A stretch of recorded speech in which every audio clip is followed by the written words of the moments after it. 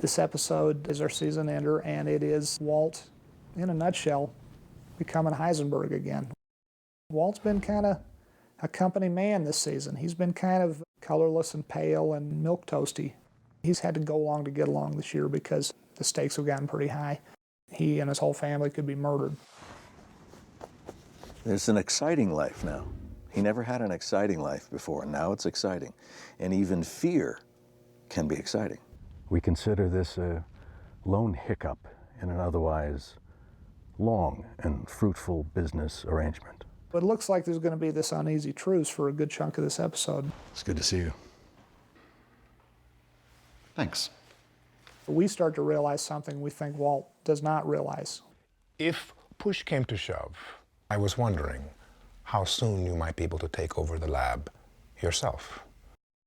As a scientist, you are working on one thing and realizing your options behind it. If this doesn't bond like I think it's going to bond, these two elements, then I'm going to try so many cc's of this compound mixed with that. So you're always thinking, what if, and contingency plans. And so he can't help but think of contingency plans in this world as well.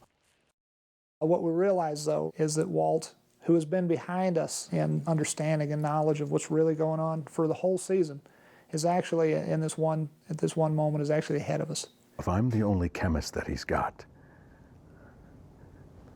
and I've got leverage, and leverage keeps me alive, it keeps you alive too. I think I can see to that. Jesse, who started off the season saying I'm the bad guy, he is really not so bad after all. He kind of was playing at being a bad guy. I can't do it, Mr. White. He's not a murderer. He's got a lot of good in him, a lot of innocence. Jesse's mindset is, hey man, you've gone too far. You don't have to do this. Yeah, unfortunately I do, Walter. He has a family, and yes, there are people he loves, but he will take you out. Please let me talk to him. Shut up! When he really senses that he's about to be murdered, I'll give you Jesse Pinkman. he has this legitimate reason to call Jesse in front of the potential murderers in order to stay alive, ostensibly ordering his own hit. It's gonna have to be you. What? No way, man. He doesn't want to do this, but he feels like he has to. They're going to kill me. Jesse, do it now! Do it, bitch! Do it fast! Do it, Jesse!